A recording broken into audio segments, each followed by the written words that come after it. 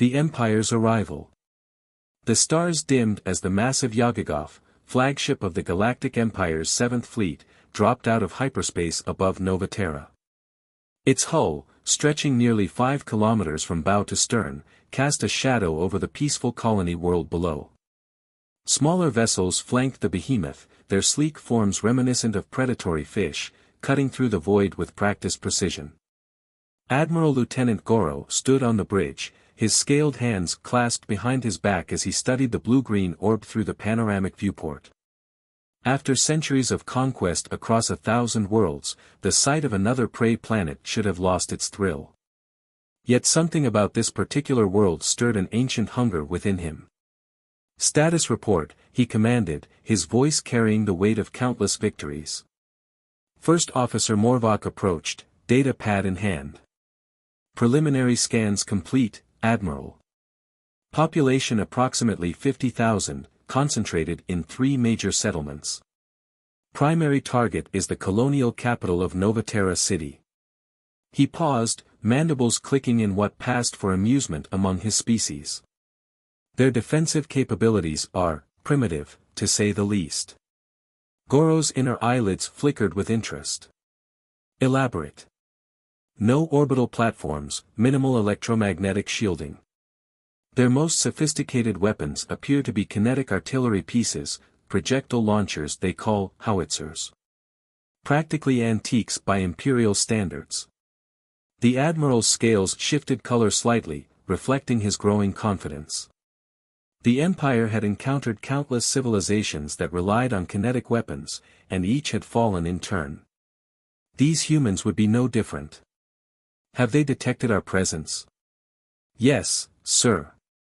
We've received a transmission from their military command. They're requesting."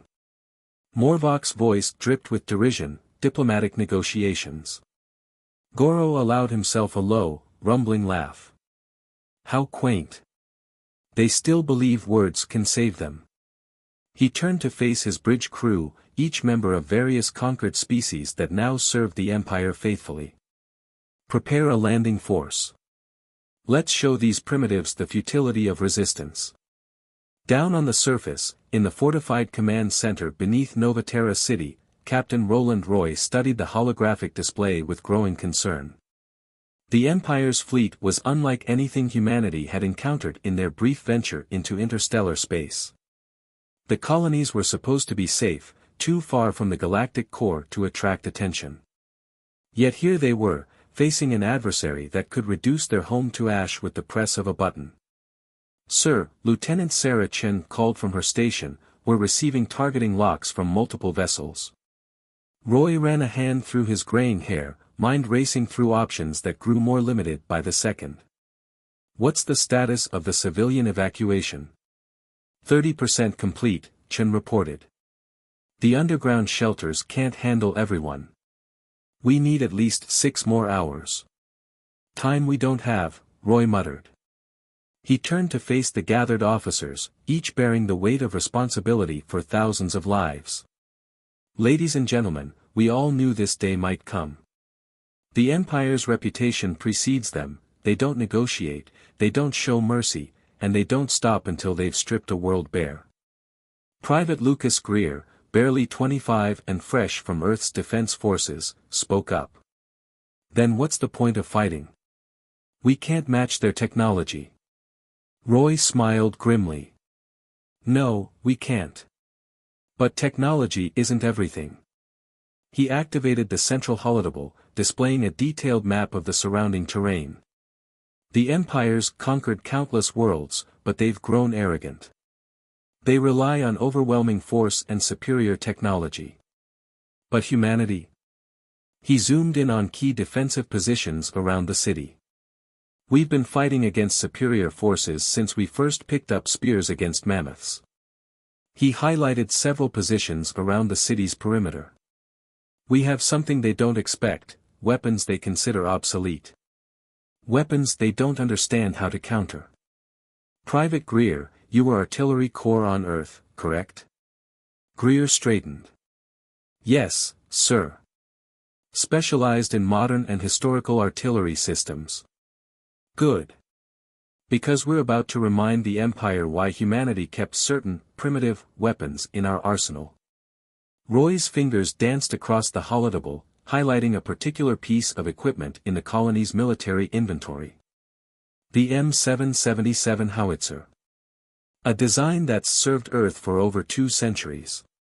Simple, reliable, and most importantly, completely invisible to their energy-based scanning systems. The room filled with murmurs as understanding dawned. Modern energy weapons relied on complex targeting systems, shield harmonics, and electromagnetic countermeasures. But a simple projectile weapon? Sometimes the old ways were the best ways. Sir, Sergeant Isabella Torres interjected, they'll still have superior numbers and air support. Which is why we're going to make them fight on our terms. Roy began marking positions on the map. We have 3 days' worth of food and ammunition stored in the underground bunkers. The terrain around the city is perfect for guerrilla warfare. And most importantly, he pulled up an image of the colony's mining operations. We have something they want. The image showed vast deposits of rare earth elements, particularly concentrations of elements crucial for faster-than-light travel. This is why they're here. They could bombard us from orbit, but they want these minerals intact. Which means they have to come down and face us, Greer finished, his eyes lighting up with understanding. Exactly. Roy's expression hardened. We can't win a conventional war. But we can make taking this colony cost them more than it's worth. And we'll start with a lesson in human ingenuity. The command center buzzed with renewed purpose as Roy laid out his plan. They would use the Empire's arrogance against them, drawing them into carefully prepared killing zones where their advanced technology would mean little against good old-fashioned ballistic mathematics. In orbit, Admiral Goro received the humans' response to his demand for surrender. He expected pleas for mercy, perhaps offers of tribute. Instead, the message was brief and defiant, come and take it. Impudent primitives, Morvock sneered. Shall I begin the orbital bombardment? Goro studied the message, something about its simplicity nagging at his tactical instincts. No. They know something we don't. Prepare the landing force. We'll crush their spirit with a proper display of imperial might. As the sun set on Novaterra, both sides prepared for battle. The Empire's drop ships began their pre-launch sequences, while below, human defenders moved into position. Among them, Private Greer carefully calibrated his howitzer, old skills merging with new determination. This would be a battle unlike any the Empire had faced before, a lesson in why humanity had survived countless challenges throughout their history. Sometimes, the oldest weapons could prove the deadliest, especially against an enemy too arrogant to remember why they were feared in the first place. The stage was set for a clash between the galaxy's most advanced civilization and a colony of humans who refused to bow. And as night fell, the first stars becoming visible through Novaterra's atmosphere, both sides prepared to learn whether technological superiority would triumph over human determination and ingenuity. The Empire was about to learn why humans never completely abandoned their primitive weapons. And the lesson would be written in fire and thunder. First contact. Dawn broke over Novaterra's eastern horizon, painting the sky in shades of amber and rose. The colony's defenders watched as hundreds of Imperial dropships descended through the atmosphere, their hulls gleaming like falling stars. Private Lucas Greer adjusted his position behind the M777 howitzer, its worn metal surface cool against his palm. The weapon might have been considered a museum piece on Earth, but here, on humanity's frontier, it represented their best hope for survival. Range to target, he asked, voice steady despite the tension coursing through his body. Sergeant Torres, acting as his spotter, checked her antiquated but reliable rangefinder. Lead dropship at 30 kilometers and closing. Wind speed 5 knots easterly. She paused, watching the formation through her binoculars. They're not even trying to be evasive. Arrogant bastards. Captain Roy's voice crackled over their secure radio, another, primitive, technology the Empire's advanced scanning systems had trouble detecting. All artillery units, hold your fire. Let them land. Remember the plan, we want them committed before we spring the trap. Greer acknowledged the order, but his fingers tightened around the howitzer's controls. The waiting was always the hardest part.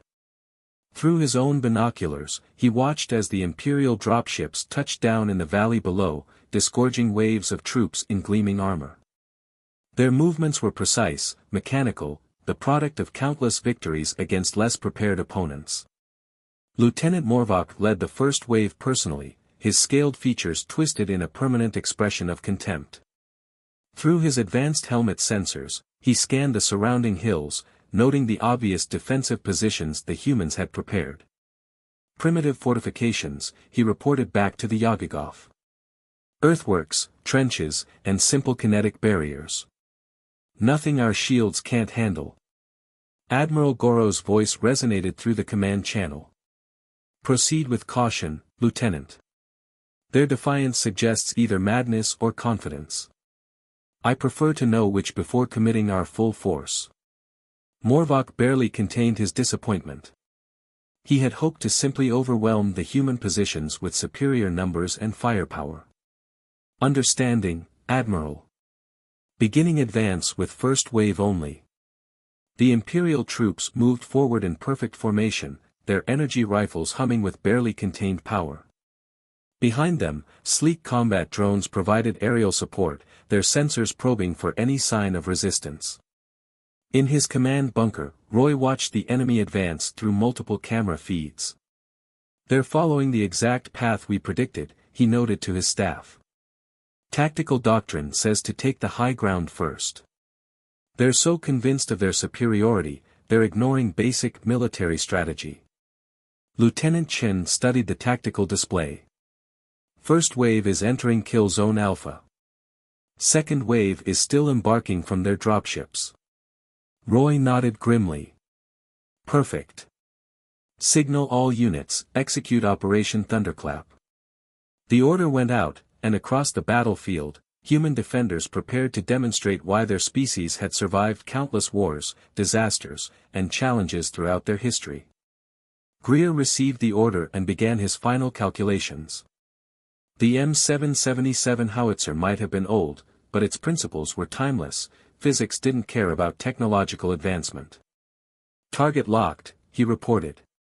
Firing solution computed. Torres confirmed his calculations. Send it. The howitzer's report echoed across the valley, the first shot in what would become known as the Battle of Nova Terra. The shell arced high into the morning sky, its trajectory calculated to perfection. The Imperial forces, their sensors calibrated for energy weapons and modern threats, barely registered the primitive projectile. That was their first mistake.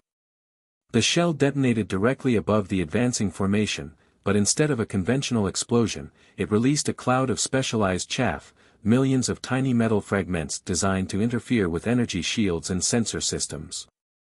The Empire's troops found their advanced armor suddenly struggling to maintain shield coherence. What is this? Morvock demanded as his helmet display flickered and died. Some kind of electromagnetic attack. Before anyone could respond, the real barrage began. Dozens of howitzers opened fire simultaneously, their shells precisely targeted to exploit the gaps in the Imperial formation. Without their energy shields, the Empire's troops discovered that their lightweight armor, designed to defend against energy weapons, provided little protection against good old-fashioned high explosives. The valley erupted in chaos. Imperial soldiers, trained to fight as a coordinated unit, found themselves cut off from their command network. Combat drones, their sensitive sensors overwhelmed by the chaff, began falling from the sky or firing at phantom targets. Pull back. Morvock ordered, but the command never reached most of his troops. The humans had learned from Earth's military history, not just about weapons, but about tactics.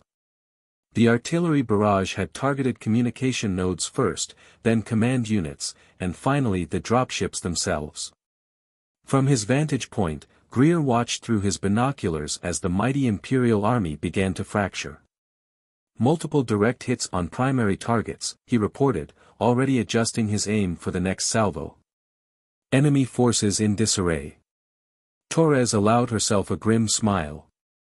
They expected us to fight like them, to try matching their technology.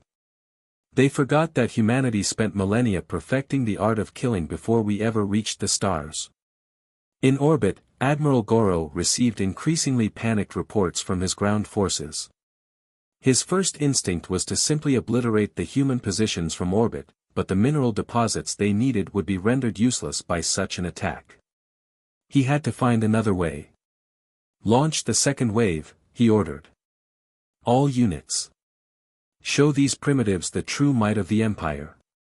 But as more dropships descended toward the battlefield, they found themselves facing another aspect of human military innovation. Hidden anti-aircraft batteries, using simple radar guidance systems that were immune to Imperial jamming, began picking them out of the sky. The weapons were nothing special, combinations of traditional flak cannons and modernized targeting computers, but against an enemy that had forgotten how to defend against such obsolete technology, they proved devastatingly effective. Roy watched the battle unfold with grim satisfaction. They had bloodied the Empire's nose, but he knew this was just the beginning. The enemy would adapt, would bring more forces to bear, would find ways to counter their primitive weapons. But that was part of the plan too. Status report, he called out. Chen consulted her displays. Enemy first wave is in full retreat. We're showing at least 60% casualties among their frontline units. Second wave is holding position at high altitude, beyond our AA range. No orbital bombardment detected yet. They won't risk it, Roy said confidently. Not with what's at stake. Prepare for Phase 2. They'll be back, and next time they'll be ready for our artillery. Let them come, Torres muttered from her position on the battlefield. We've got plenty more surprises waiting. As the sun climbed higher over Nova Terra, the Empire's surviving forces regrouped around their landing zones, nursing their wounds and their wounded pride. They had expected an easy victory over primitive opponents. Instead, they had received a harsh lesson in why humanity had survived countless conflicts throughout their history. But this was just the first clash in what would become a much larger battle. The Empire had not conquered half the galaxy by giving up after one setback. They would adapt, would bring more forces to bear, would find ways to counter these primitive but effective weapons. The question was, could the humans keep surprising them long enough to make victory too costly to pursue? The answer would determine not just the fate of Nova Terra, but potentially the future of human resistance against Imperial expansion throughout the galaxy. As Greer reloaded his howitzer, preparing for the inevitable counterattack, he couldn't help but feel a surge of pride. They had proven that humanity's old weapons still had teeth. Now they needed to prove that human ingenuity could overcome even the galaxy's most advanced military machine. The real battle was just beginning. Imperial escalation. Admiral Goro stood before the holographic display aboard the Yagagoth, his scaled fingers drumming against the command console as he reviewed footage from the disastrous first engagement. Around him, his senior staff waited in tense silence, each wondering if their careers, or lives, would survive this embarrassment. Explain to me, he said, voice dangerously calm, how the mightiest military force in the galaxy was outmaneuvered by primitives using antiquated weapons. Commander Varric stepped forward, careful to keep his head lowered in submission. Admiral, initial analysis suggests we underestimated their tactical capabilities. The humans utilized their technological limitations as advantages. Their projectile weapons proved difficult for our systems to track, and their communication methods were immune to our standard countermeasures. Goro's scales shifted to a darker shade of blue, a sign of growing rage. And our losses? 342 soldiers dead, 17 dropships destroyed, and 48 combat drones lost. Varric paused, mandibles clicking nervously. Perhaps most concerning, the humans demonstrated intimate knowledge of our tactical doctrine. They knew exactly where to strike to disrupt our formations. Of course they did, Lieutenant Morvock interrupted, still nursing wounds from the battle. They've been studying us, learning our weaknesses while we dismissed them as savages. Goro's inner eyelids flickered. Then perhaps it's time we showed them why the Empire rules half the galaxy. Prepare the shadow scales. A collective shudder ran through the command staff. The shadow scales were the Empire's elite special forces, genetically enhanced warriors equipped with the most advanced technology in known space. Deploying them against a colonial force was unprecedented.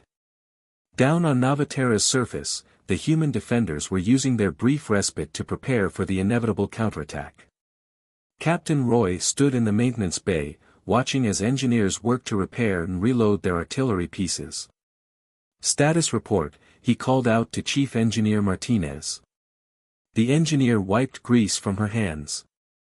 We're at about 70% ammunition capacity. The howitzers held up better than expected, but we're burning through shells faster than anticipated. If we face another attack of that scale, we'll be running dry by the end. Roy nodded grimly. Then we'll have to make every shot count. What about the other preparations? Project Thunderchild is ready, Martinez replied, gesturing toward a heavily modified piece of equipment in the corner. Though I still think it's insane. Insane is exactly what we need right now.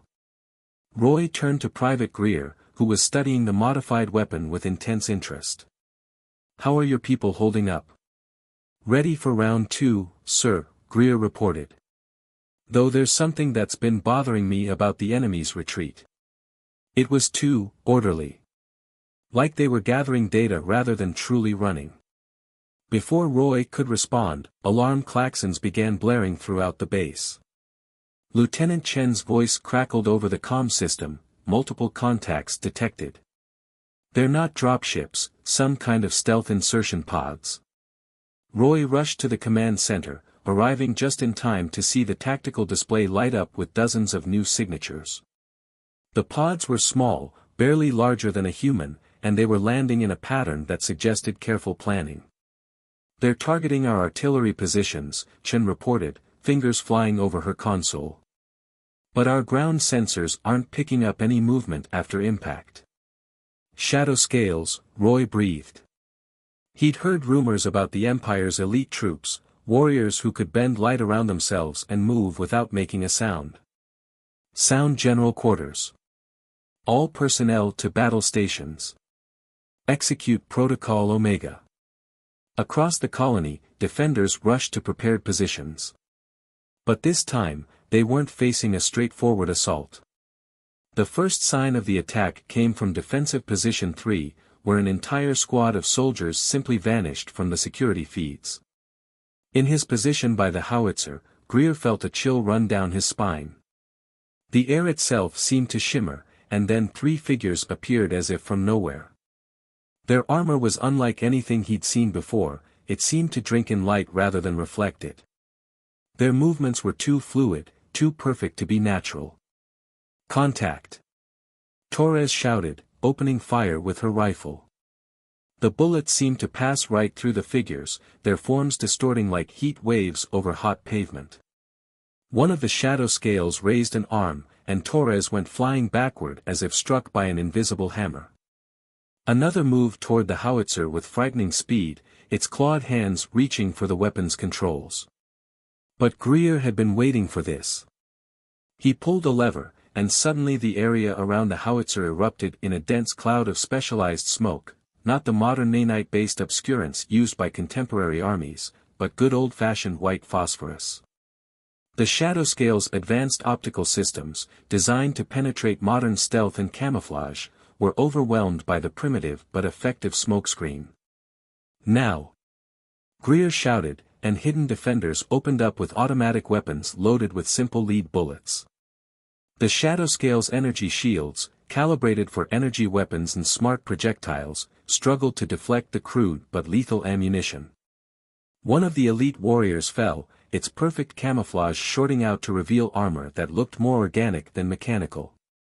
The others retreated, but similar scenes were playing out across the battlefield as humanity's defenders employed increasingly desperate and creative tactics against their technologically superior foes. In orbit, Goro watched the battle unfold with growing frustration. Even his elite troops were struggling against these primitives and their unexpectedly effective strategies. It was time to change the game entirely. "Prepare the world breakers," he commanded. "If they want to play with ancient weapons, we'll show them truly ancient power." Back in the colony, Roy received reports of massive objects being deployed from the Imperial fleet, machines that dwarfed even the largest dropships.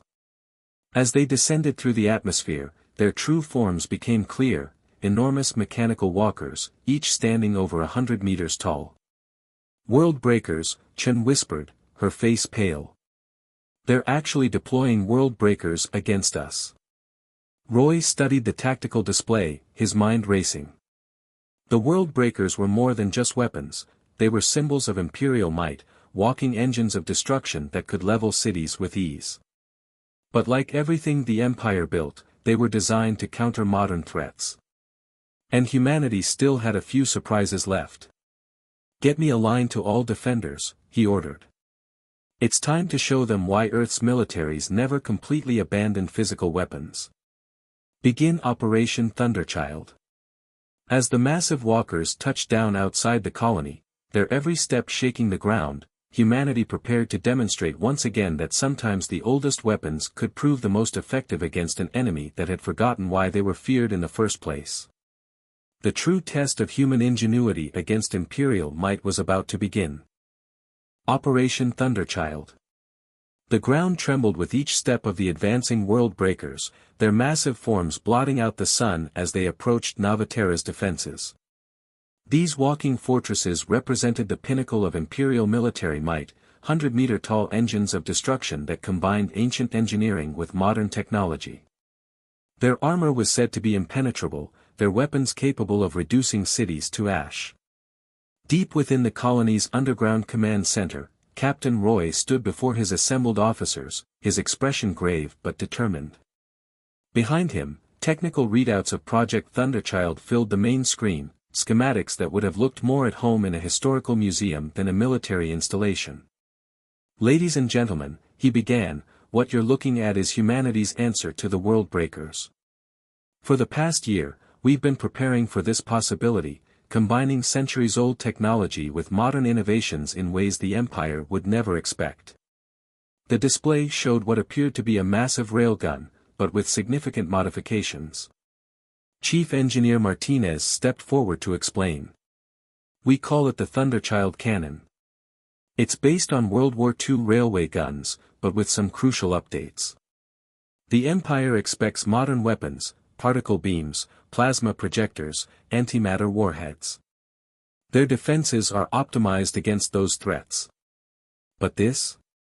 She gestured to the schematics. "This is something their sensors can barely detect, let alone defend against." Private Greer studied the technical details with growing excitement. "You've modified it to fire specialized shells.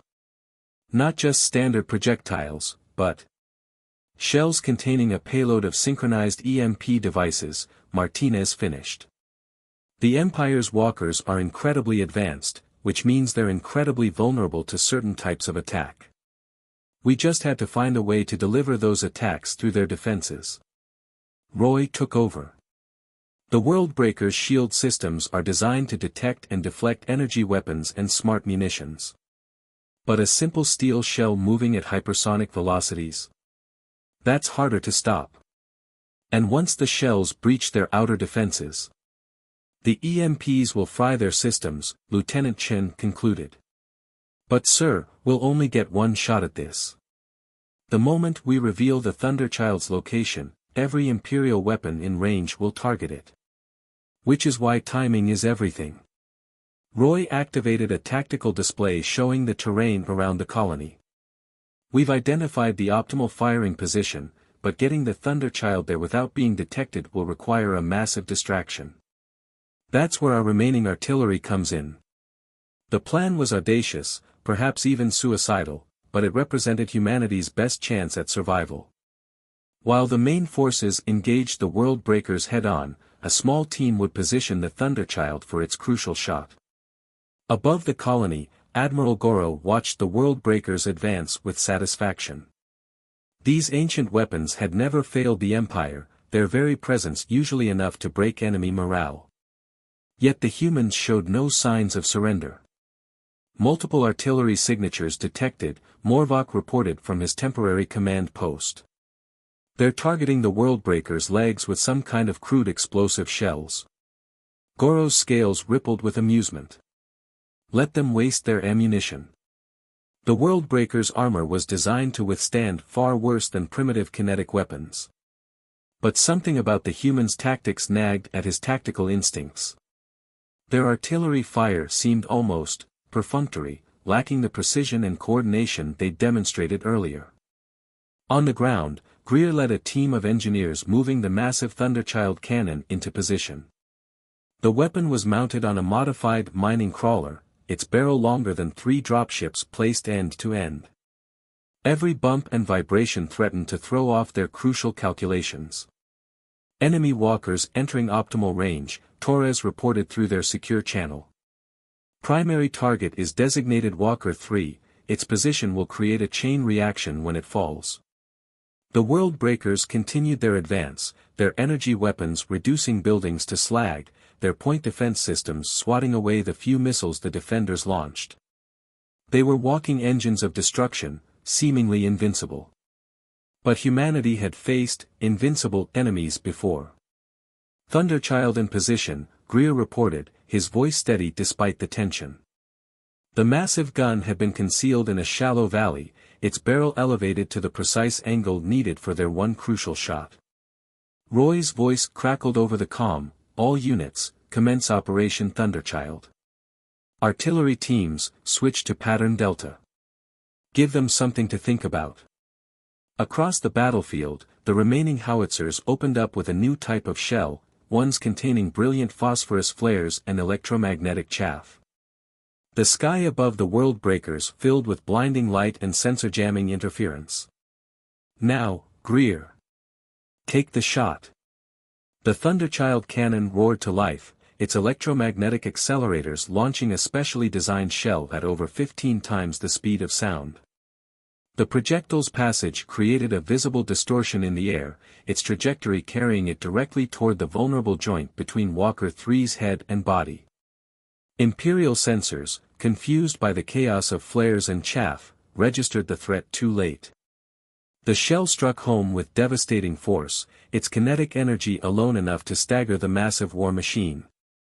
But it was the secondary effect that proved decisive. The shell burst apart on impact, releasing its payload of synchronized EMP devices. Electromagnetic pulses rippled through the world breaker's systems, overwhelming its surge protectors and frying delicate control circuits. The walker's legs locked up, its weight shift sequence interrupted mid-step. For a moment, the 100-meter-tall colossus stood frozen. Then, with agonizing slowness, it began to fall. Its massive form crashed into Walker 4, creating exactly the chain reaction the defenders had planned. Direct hit.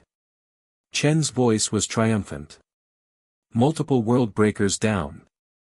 Their shield generators are offline. But victory had come at a cost.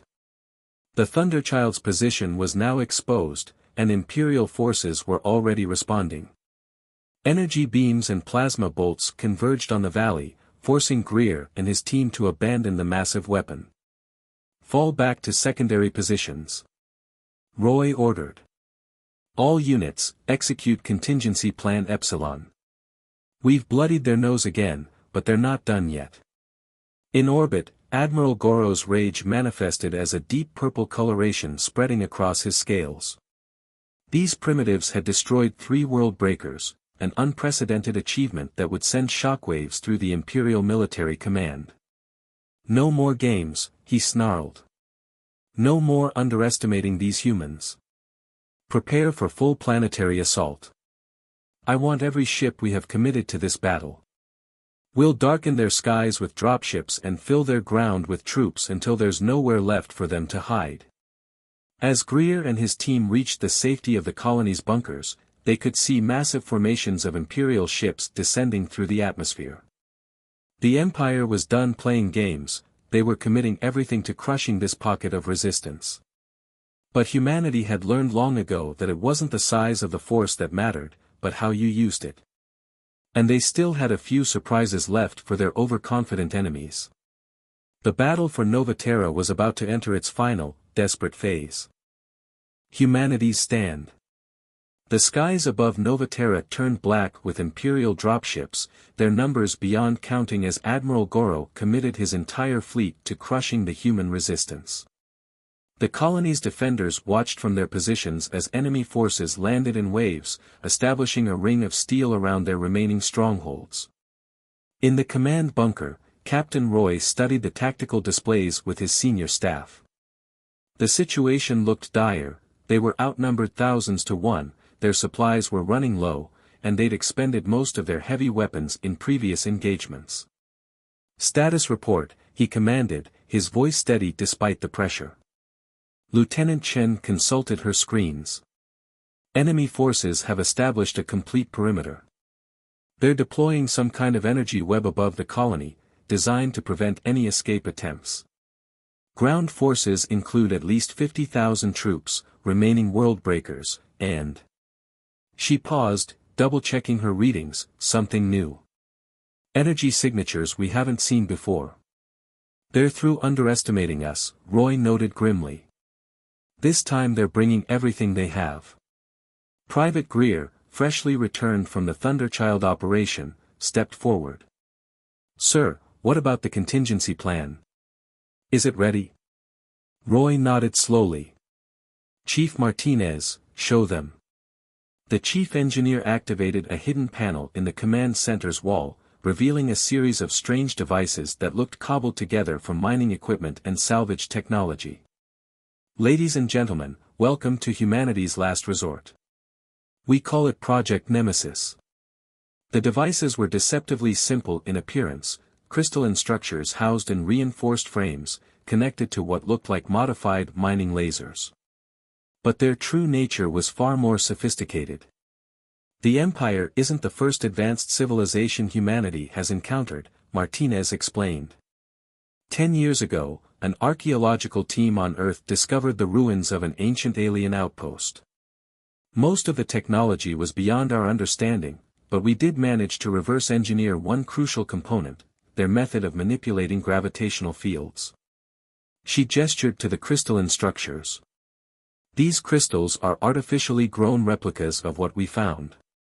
When properly energized, they can create localized gravitational distortions. We've been testing them in our mining operations, using them to extract deep mineral deposits. But they have other applications." Understanding dawned on Greer's face. "The Empire's ships, they use artificial gravity generators." "Exactly," Roy confirmed. "Their entire technology base relies on precise control of gravitational fields. Their shields, their weapons, even their FTL drives. We couldn't match their technology, so we found a way to turn it against them." Outside, the Imperial forces began their advance. Goro had learned from his previous mistakes, gone were the neat formations and predictable tactics. His troops moved in irregular patterns, using advanced ECM to mask their signatures. Shadow scales prowled the flanks, while the remaining world breakers provided heavy support.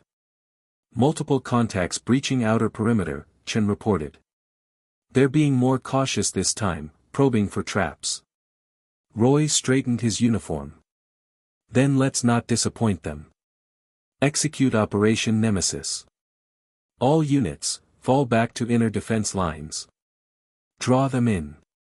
The human defenders began a fighting retreat, falling back street by street, building by building. The Empire's forces followed, growing more confident with each step. Their advanced sensors detected no sign of the massive weapons that had caused them such trouble before. In orbit, Admiral Goro watched the battle unfold with satisfaction. "They're running out of tricks," he commented to his staff. "Their primitive weapons are exhausted, their defenses crumbling. Soon, this embarrassment will be behind us. But something was wrong. His tactical processors were reporting strange anomalies, subtle fluctuations in the local gravitational field. He dismissed them as battle damage, focused on the imminent victory. That was his final mistake. Deep in the colony's bunkers, Martinez initiated the Nemesis devices. The crystalline structures began to pulse with an inner light, their resonance growing stronger by the second. Across the battlefield, Imperial troops began experiencing equipment malfunctions as their gravity-dependent technology encountered conflicting fields. Energy web is destabilizing, Chen reported. Enemy ships are reporting gravitational anomalies. Their formation is breaking up. The effect cascaded through the Imperial forces. Shield generators overloaded as they tried to compensate for the shifting gravity wells. Weapon systems misfired as targeting computers received impossible readings. The mighty world breakers, dependent on precise gravitational balance for their movements, began to stagger and fall. By the first egg, Morvok breathed as he watched his forces dissolve into chaos. What have they done? The answer came in the form of a massive gravitational pulse that rippled outward from the colony. Imperial ships, their artificial gravity systems suddenly fighting against multiple conflicting fields, began to tear themselves apart. Dropships fell from the sky as their anti-gravity generators reversed polarity. In the midst of the chaos, humanity's defenders emerged from their positions. They had prepared for this moment, their weapons and equipment carefully chosen to operate without reliance on gravity manipulation. Ancient projectile weapons spoke again, finding targets among the confused and disoriented Imperial troops. Aboard the Yagagov, Goro watched in horror as his mighty fleet began to disintegrate. Impossible, he snarled. These primitives couldn't possibly. His words were cut short as the flagship's artificial gravity failed catastrophically. The mighty vessel, its structural integrity compromised by competing gravitational forces, began to break apart. On the ground, Greer and his fellow defenders advanced through the ruins of the Imperial army. The mighty world breakers lay toppled like fallen giants, their advanced technology rendered useless by humanity's desperate innovation. Multiple enemy ships attempting emergency jumps, Chen reported, her voice thick with emotion. The rest they're surrendering, sir. The Imperial forces are standing down. Roy allowed himself a small smile. Send word to the surviving Imperial commanders. Tell them we're willing to discuss terms, generous terms. We're not interested in vengeance, just in securing our future. As the sun set on Nova Terra, the full scale of humanity's victory became clear. They had not just defeated an Imperial assault, they had demonstrated that humanity's greatest strength lay not in their weapons, but in their ability to adapt, to innovate, and to turn their very limitations into advantages. In the days that followed, word of the battle spread across the galaxy. The mighty empire, humbled by a colonial force using a combination of ancient weapons and clever innovation, was forced to reassess its entire approach to expansion. Humanity had earned not just its freedom, but a reputation that would make other powers think twice before dismissing them as primitives. As Greer stood among the wreckage of Imperial war machines, he reflected on the lessons of the battle. Sometimes the oldest weapons proved the most effective, especially against an enemy too arrogant to remember why they were feared in the first place. But humanity's true weapon hadn't been their howitzers or their gravitational devices, it had been their unwillingness to accept defeat, their ability to find solutions where others saw only obstacles. The Battle of Nova Terra would be remembered not just as a military victory, but as the moment humanity announced its presence on the galactic stage. Not as primitives to be conquered, but as equals to be respected, and perhaps even feared a little. Admiral Goro, watching from a rescue pod as his mighty fleet lay in ruins, finally understood the error that had doomed his mission. He had dismissed these humans as primitives, forgetting that even the mightiest civilizations had once been primitive themselves. It was not technology that defined a species' worth, but their determination, their ingenuity, and their will to survive. The lesson had been costly, but it would not be forgotten. Humanity had earned its place among the stars, not through superior technology, but through the timeless qualities that had allowed them to survive and thrive since they first looked up at the stars and dreamed of reaching them. The Empire had learned a crucial lesson: underestimate humanity at your peril. For in their supposed weakness lay their greatest strength, the ability to turn any weapon, any technology, any advantage against those who would threaten their freedom. And as news of the victory spread across human space, colonies and settlements began to understand that they need not fear the Empire's mighty fleets. Sometimes, the best defense wasn't the most advanced technology, but the oldest and simplest solutions, combined with the unwavering human spirit that had carried their species from stone tools to the stars.